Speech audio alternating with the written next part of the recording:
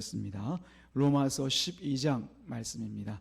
신약성경 256쪽 이하에 있는 로마서 12장 1절부터 5절까지 말씀입니다.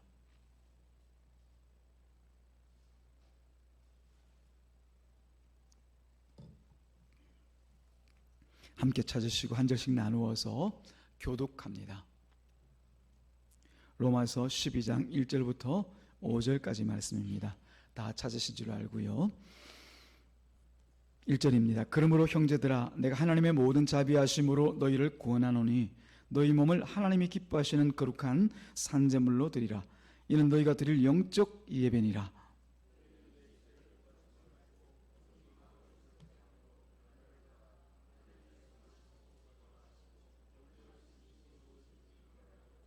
내게 주신 은혜로 말미암아 너희 각 사람에게 말하노니 마땅히 생각할 그 이상의 생각을 품지 말고 오직 하나님께서 각 사람에게 나누어 주신 믿음의 분량대로 지혜롭게 생각하라.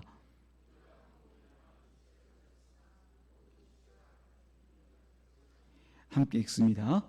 이와 같이 우리 많은 사람이 그리스도 안에서 한 몸이 되어 서로 지체가 되었느니라. 아멘. 하나님 아버지, 이 시간도 주님께서 하나님 앞에 내어드리는 이 귀한 예배를 받으시고 또한 우리가 하나님 앞에 믿음의 고백과 찬양으로 나아갈 때 기쁨으로 우리를 연락하신 줄로 믿습니다. 이 시간 또한 하나님의 말씀을 사모하여 나아갈 때 주님께서 친히 말씀하시고 성령님께서 깨달아 알게 하시는 은혜의 역사가 교통하게 하여 주옵소서. 우리가 다 같이 주님 앞에 서서 주님의 은혜만을 구하오니 하나님 역사하실 줄로 믿사옵고 예수님의 이름으로 기도드리옵나이다. 아멘. 오늘이 6월 25일 우리가 6.25라고 하는 이 한국 전쟁을 겪은 지가 벌써 70수년이 지난 그런 시점에 우리가 있습니다. 아마 전쟁을 겪으신 분, 친히 겪은 우리 교우들도 계신 줄 압니다. 그 가운데서 참 어려움을 당할 때 한국 교회가 참으로 조국을 향하여서 어려움을 당하고 또 고통을 당하는 또 우리 한민족을 위하여서 얼마나 많은 일들로 하나님 앞에 무릎으로 내어드리고 귀한 헌신을 감당하였는지는 아마 역사가 고증하고 있고 또 아는 분들은 이미 서로 자료를 통하여서 알고 있는 줄로 압니다.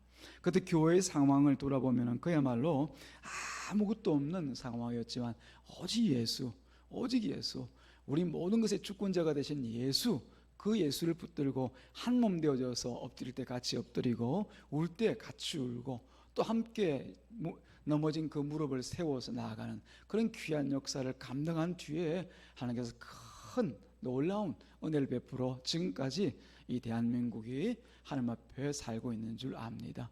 그런 교회의 아름다운 전통을 다시 한번 6.25를 맞이하여서 한번 생각해보는 그런 시간이 되기를 원합니다.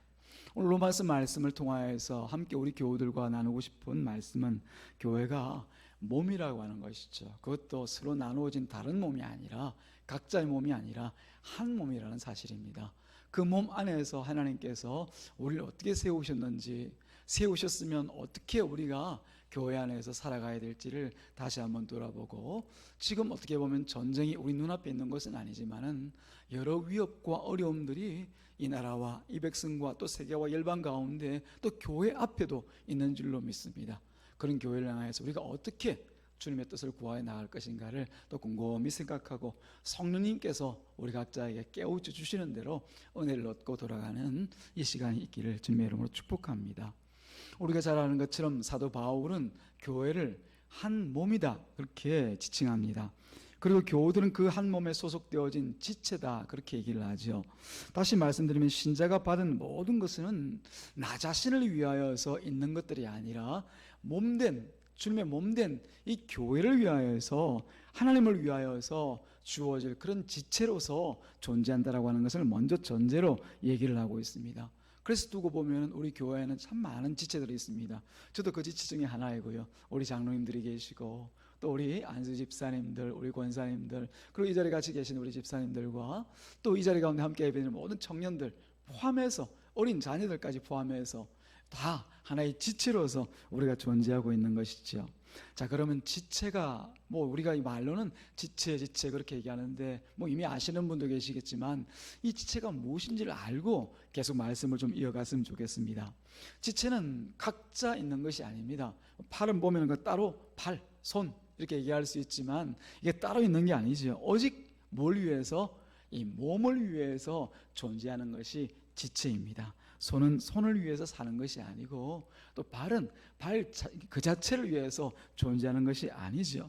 둘 다 몸을 위해서 살고 또 살아가는 것입니다. 한 몸을 위해서 손은 손의 역할을 하고 발은 또 발의 역할을 하면서 사는 것이죠. 그렇다면 이 교회 안에서 여러 지체가 있다 라고 제가 말씀을 드렸는데, 물론 제 말이 아니라 성경에 있는 이 사도 바울이 교회를 향한 그 말씀이지만, 그런 지체들의 존재도 그 이유가 동일합니다. 왜 교회 안에 여러 지체들이 있는가? 몸을 위해서 있는 것이죠. 하나의 몸을 위해서 있습니다. 여러 몸이 아니라, 즉 교회를 자기 몸으로 삼으신 예수 그리스도를 위하여서 각 지체, 저나 여러분들이 존재하고 살아가고 있는 거죠. 그래서 지체들 가운데서는 비록 연약해 보이는 지체도 있겠죠. 어떻게 보면 부족해 보이는 지체들도 있겠죠. 그러나 부족한 대로 혹은 연약한 대로 주어진 그 자리에서 몸 대신 예수 그리스도를 위하여서 각자가 살아가는 것이 이 교회입니다. 그게 바로 저와 여러분, 그리고 교회와 우리 주님과의 관계인 것이죠. 이것이 우리 마음과 심령 가운데 다 그림으로나 혹은 이론적으로 논리적으로 딱 들어와 있어야 됩니다. 우리가 교회로 모일 때는 내가 몸이 되는 것이 아니구나, 나는 지체구나, 지체, 내게 주어진 이 지체. 그리고 내가 남을 비교할 필요도 없고, 손이 발보다 낫다 이런 얘기 할 수 있습니까? 손이 없으면 어떻게 할 건데요? 발이 없으면 어떻게 할 건데요? 그 외 다른 지체도 다 마찬가지죠. 코가 없으면 어떻게 할 건데요? 이와 같이 모든 지체가 각자 약하면 약한 대로, 부족하면 부족한 대로 쓰이는 바가 있고, 또 그 나름대로의 존재 목적이 있는 것입니다. 교회도 마찬가지입니다. 교회도 그와 같이 우리 모두가 한 몸이신 예수 그리스도를 위해서 각자의 자리에서 아름답고 귀하게 쓰임을 받고 있는 것이지요. 그래서 우리가 읽었던 이 로마서 12장 1절 말씀에 보면은 그런 사실을 먼저 사도 바울이 얘기하기 위하여서 1절에 이렇게 말하고 있습니다. 우리 같이 읽었지 않습니까? 다시 한번 읽어보실까요? 1절 같이 읽겠습니다. 시작. 그러므로 형제들아, 내가 하나님의 모든 자비하심으로 너희를 권하노니 너희 몸을 하나님이 기뻐하시는 거룩한 산제물로 드리라. 이는 너희의 드릴 영적 예배니라. 그렇게 말씀합니다. 지금까지 우리는 몸과 지체에 대해서 얘기했는데, 사도 바울이 얘기하는 것을 우리가 겉으로만 딱 보면 무슨 예배에 대해서 얘기를 하는가? 예배 잘 드리라는 얘기인가?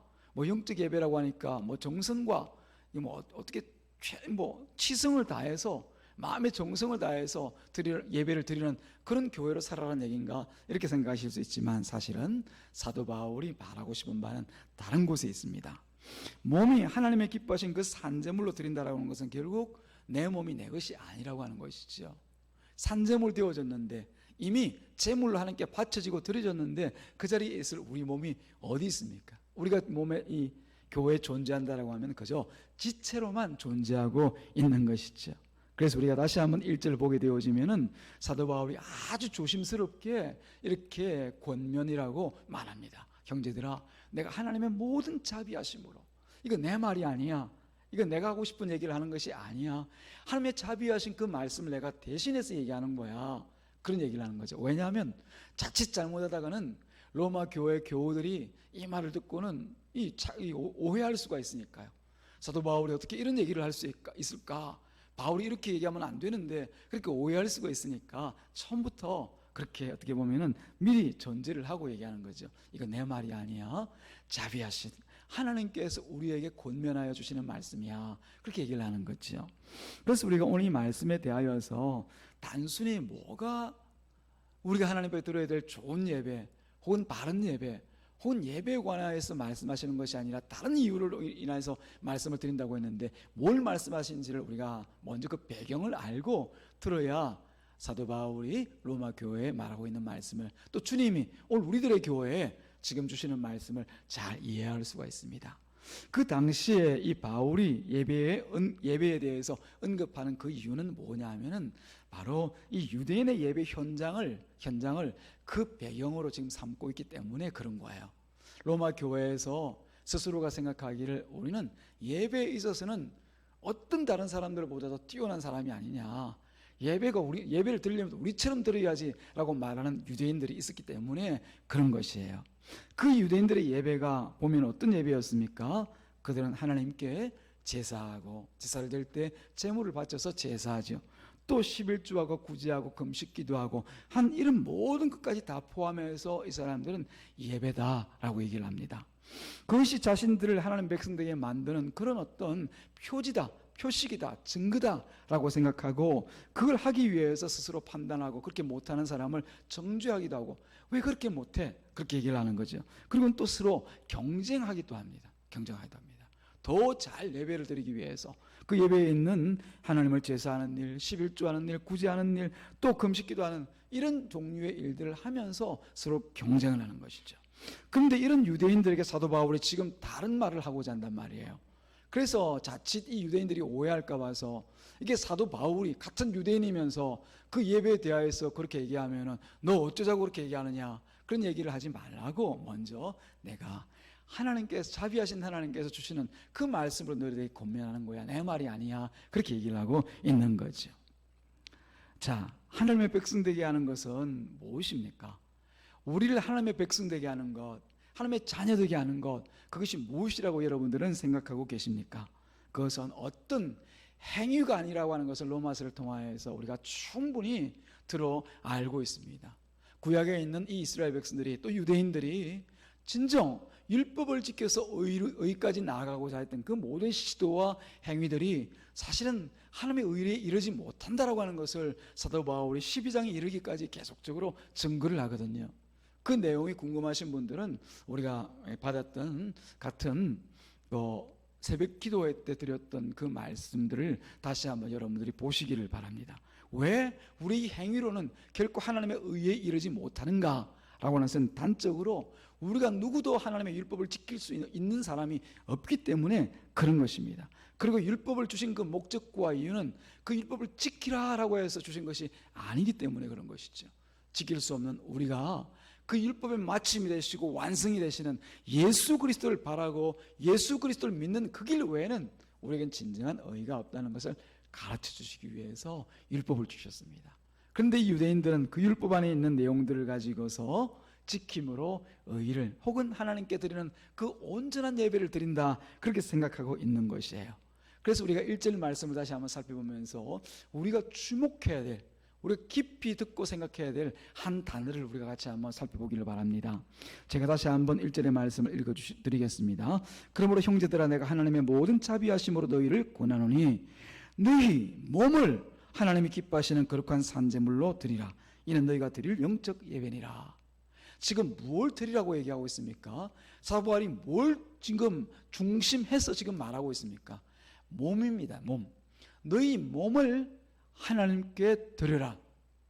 그게 바로 하나님께서 받으시는 진정한 그 예배이다. 더군다나 영적 예배이다. 그렇게 말씀을 하고 있단 말입니다.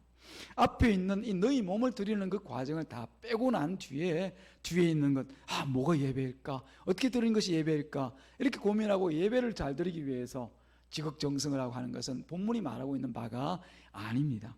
결과적으로 사도 바울이 말하고자 하는 것은 너희 몸을 하나님께 드리라 라고 하는 것이죠.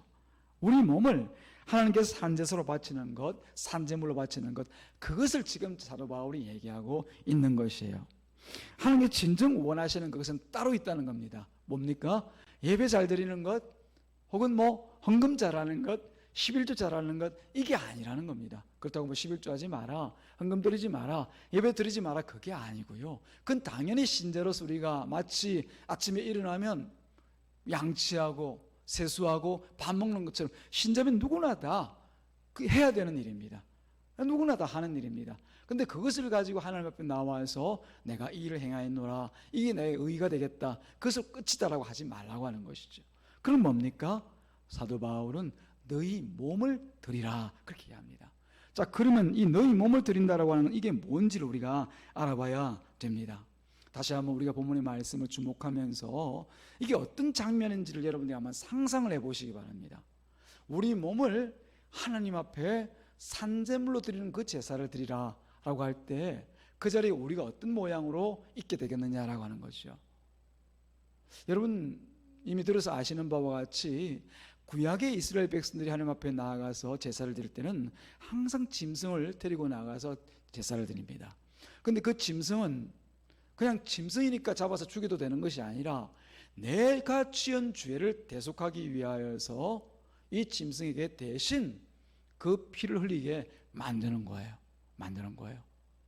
그래서 그 짐승을 보면서 하나님의 은혜가 내게 임하는 것을 보게 되는 거죠. 피 흘린 그 제물을 통하여서 이제 내 죄가 사함을 받고 그 짐승이 내 대신 속죄하였으니 나는 이제 하나님 앞에 죄를 대속받았구나, 이 은혜를 베푸신 하나님께 감사합니다, 그리고 돌아가는 것이죠. 그게 제사의 의미입니다.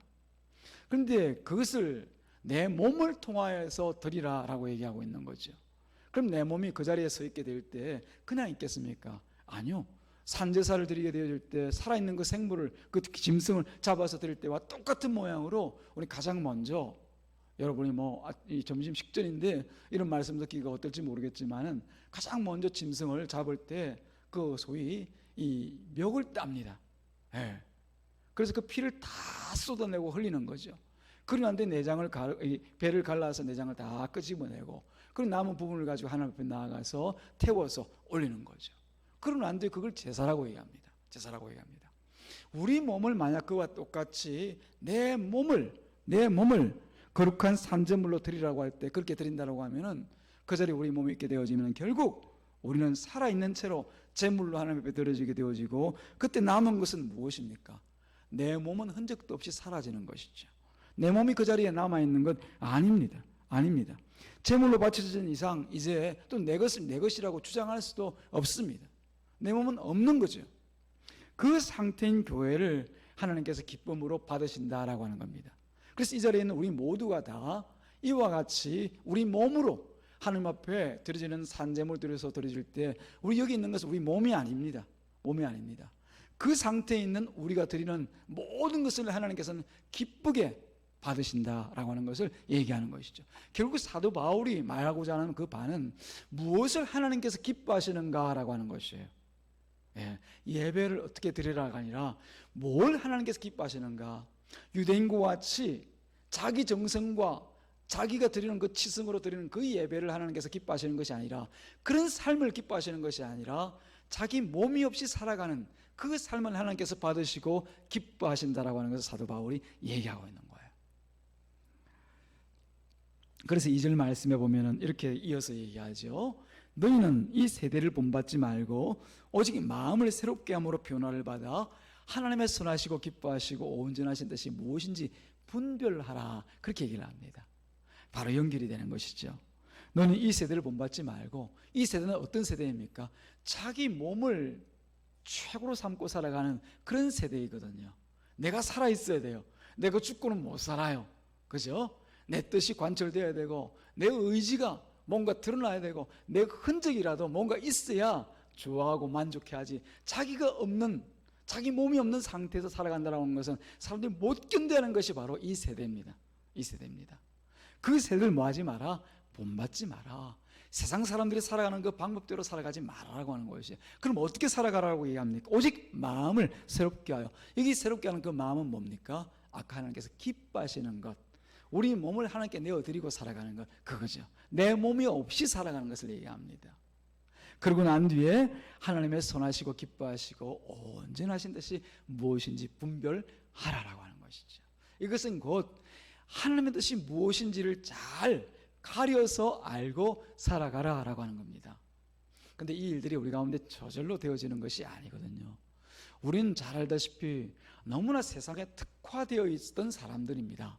그 사람들이 이제 예수 그리스도의 영을 받아 하나님의 자녀로 이제 변화된 그 신분을 가지고 살아가는데, 신분은 바뀌었지만 우리의 습성과 우리 하는 말과 하는 행동들은 여전히 옛 습관대로 쫓아가기를 더 편해하고 더 좋아한단 말이에요.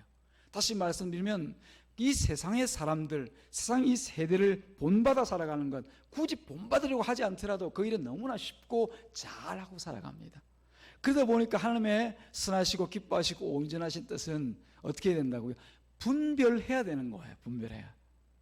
그냥 가만히 있으면 알아지는 것이 아니고, 가만히 있으면 그냥 이 하나님의 선하시고 기뻐하시고 온전한 뜻을 따서 그냥 쭉쭉쭉 따라가는 게 아닙니다. 분별해야 되는 거예요. 분별하고 하는 말은 굉장히 어려운 얘기입니다. 우리 사람으로서 세상에 있는 하나의 그 진리를, 세상의 그 가짜들을 다 가려내는 것을 얘기하는 거거든요. 여러분, 진짜보다 더 진짜 같은 그런 가짜가 얼마나 많은지 여러분들 세상 살면서 잘 아시지 않습니까? 뭐 지나간 얘기지만 찰리 채플린이라고 하는 그 희극 배우를 여러분이 아실 거예요. 근데 이 찰리 채플린이 하나의 어떤 그런 대회를 만듭니다. 찰리 채플린 닮은 사람 만들기, 사람 1등으로 뽑기. 그리고 뽑기에서 나왔는데 몇 명이나 나왔는데 이 찰리 채플린이 몇 등을 한 줄 아십니까? 예, 그 등수에 들지를 못합니다. 오히려 찰리 채플린이 아닌 다른 사람이 더 찰리 채플린처럼 연기를 하고 그 모양 그대로 닮아가지고 다른 사람을 찰리 채플린처럼 1등으로 세우는 거예요. 가짜가 진짜 같은 것이죠. 지금 우리들도 마찬가지입니다. 참으로 진리는 성경 안에 그대로 있지만은 진리 아닌 거짓과 가짜들이 세상에서 마치 진짜처럼 행세를 하고 살아가기 때문에 진리를 분별하고 진리의 뜻을 따라서 살아간다는 하는 것은 너무나 힘들고 어려운 일이 아닐 수가 없어요. 그래서 사도 바울은 너희들이 분별하라 그렇게 말씀을 하고 있습니다.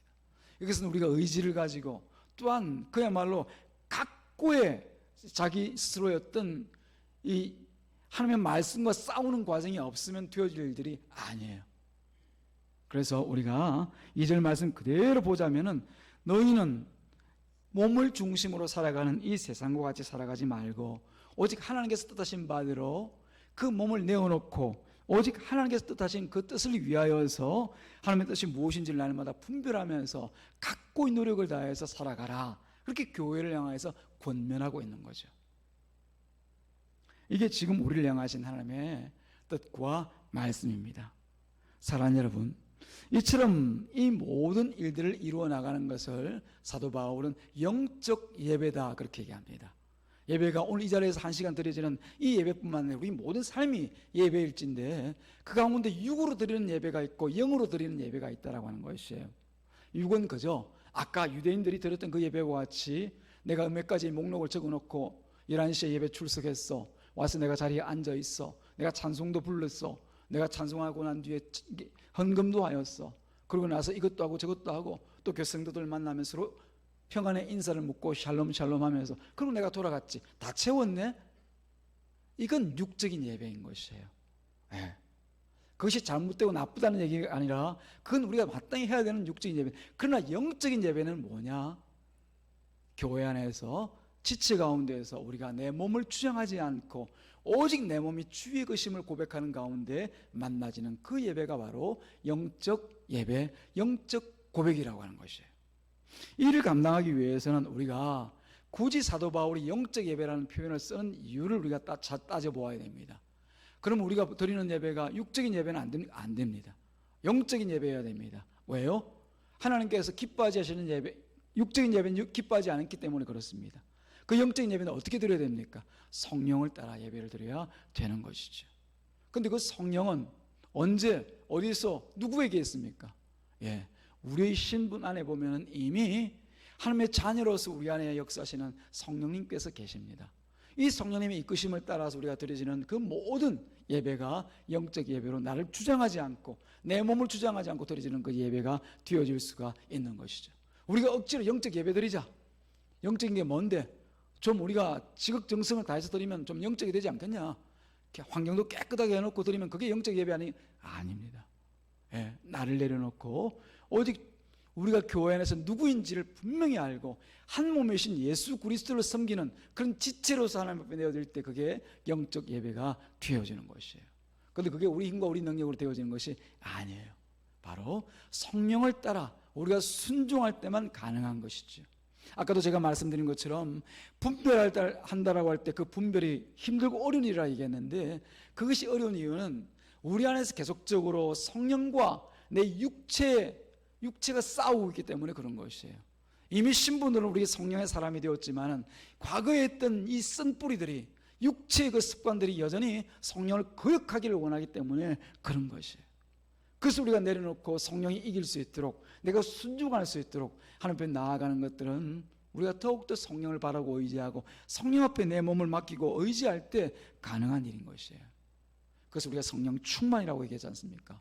우리 안에 이미 계신 성령님을 하여서 그 성령님을 구하고 성령 나를 주관하여 주옵소서, 내가 성령께 순종하기를 원합니다. 그 마음 그 중심을 주님께 매달릴 때 내가 내 몸을 주장하지 않고 교회에서 주님 한 몸을 위하여서 살아드리는 그 지체로 우리가 살아드릴 수가 있는 것이에요. 그래서 우리가 3절 말씀에 보면은 그 몸이 여전히 살아있을 때 나타나는 현상에 대해서 이렇게 얘기하고 있습니다. 몸이 죽어야 되는데 살아있을 때 내게 주신 은혜로 말미암아 내가 각 사람에게 말하노니 마땅히 생각할 그 이생의 생각을 품지 말고 오직 하나님께서 각 사람에게 나눠 주신 믿음의 분량대로 지혜롭게 생각하라. 그렇게 사도 바울이 권면을 하고 있는 거죠. 이 역시도 내가 뭐라고 얘기하고 있습니까? 주신 은혜로 말미암아 너희에게 말한다. 내 생각이 아니야. 주님께서 주시는 그 말씀이야 라고 고백하고 있죠. 여기서 말씀하고 있는 마땅히 생각할 그 이상의 생각을 품지 말라 라고는 이 말씀은 다른 말씀이 아닙니다. 우리 신자로서 마땅한 그 생각해야 될 그 선을 넘지 말라고 하는 거죠. 하나님의 자리까지 넘어가지 말라고 하는 겁니다. 우리가 세상을 살 때는 그것을 모르고 또 그래도 되는 줄 알고 살았지 않습니까? 우리가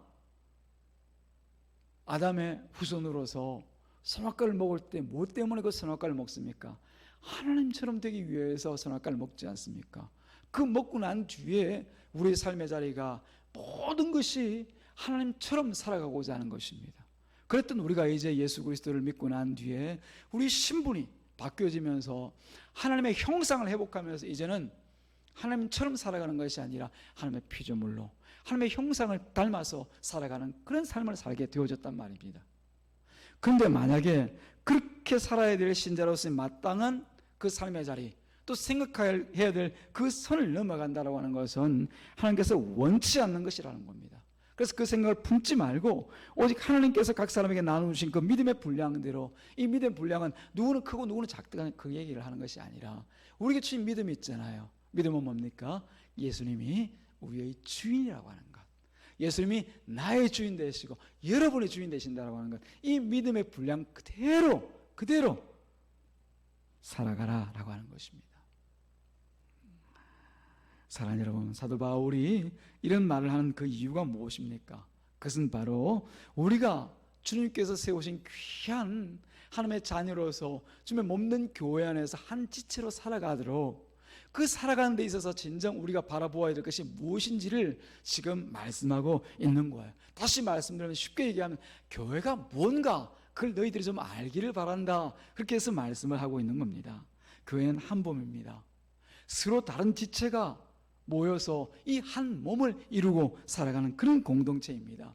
그래서 4절과 5절 말씀에 보면은 우리가 한 몸에 많은 지체를 가졌으나 모든 지체가 같은 기능을 가진 것이 아니고 이와 같이 우리 많은 사람이 그리스도 안에서 한 몸이 되어져 서로 지체가 되어져서 함께 살아가느니라, 그렇게 결론을 내리고 있거든요.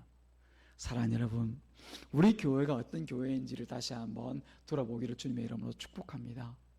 우리 주님께서 몸이 되셔서 그 몸을 이루는 우리 각자 한 사람이, 저도 여러분 그 가운데 포함되어 있고 우리 사랑하는 장로님들도, 또 우리 권사님들과 우리 안수 집사님들, 또 이 자리에 같이 예배들 우리 집사님들과 모든 교우들, 어린 우리 자녀들까지 각 지체로서 그 일을 감당하고 있단 말입니다. 우리 몸을 돌아보십시오. 몸이 하나만 있습니까? 손 있고 발 있고, 속을 들여다보면 이것저것 이루 말할 수 없는 많은 지체들이 있지 않습니까? 그 가운데 소중하지 않고 쓸데없는 거 있습니까? 아니죠. 다 유익하고 다 있어야만 되는 그런 지체들인 것이에요. 그런데 중요한 것은 우리가 스스로가 몸이 되려고 할 때, 내 하나님 앞에 드려지고 바쳐지는 이 몸이 되고자 할 때, 그때 주님께서 원하시는 참된 영적인 예배, 혹은 하나님께서 기뻐하시는 그 예배의 삶을 우리가 살아가지를 못한다라고 하는 것을 기억하시기를 바랍니다. 사랑하는 여러분, 하나님은 우리가 하나님의 기쁨 되기를 원하십니다. 이 악한 세대에 구별된 하나님의 교회로서, 또 하나님의 거룩한 백성으로서 진정 세계와 열방 가운데, 이 나라와 이 민족 가운데 한 몸 되어져서 주의 소용대로, 주의 뜻대로 사용되어지기를 소망하십니다. 그러기 위해서 먼저 우리가 한 몸이 되어져야 될 줄로 믿습니다.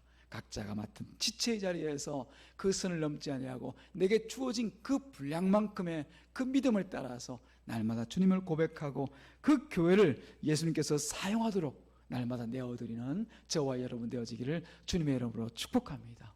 그럴 때 우리 안에 놀라운 하나님의 사랑과 회복케 하시고 역사하시는 하나님의 영광이 부흥이 함께할 줄로 믿습니다. 기도하겠습니다. 하나님 아버지 감사합니다. 오늘도 주님께서 우리를 은혜 가운데 불러 예배 가운데 주신 말씀을 통하여서 우리 교회를 다시 한번 주님의 말씀으로 주님의 눈으로 돌아보게 하신 것을 감사합니다. 우리 몸이 되신 주님, 우리가 각 지체가 되어서 주님을 섬겨 나갈 때마다 우리를 서로를 귀하게 여기게 하시고 서로를 섬기고 봉사함으로써 주님의 몸이 또한 이 땅 가운데 주의 일들을 행할 것을 알고 주님의 몸을 위해서 섬기고 수고하는 우리가 될 수 있도록 축복하여 주옵소서. 그 일을 감당할 수 있도록 각 지체들마다 하나님의 복으로 날마다 채워지는 귀한 삶을 이어갈 수 있도록 축복하여 주시옵소서. 예수님의 이름으로 기도드리옵나이다. 아멘.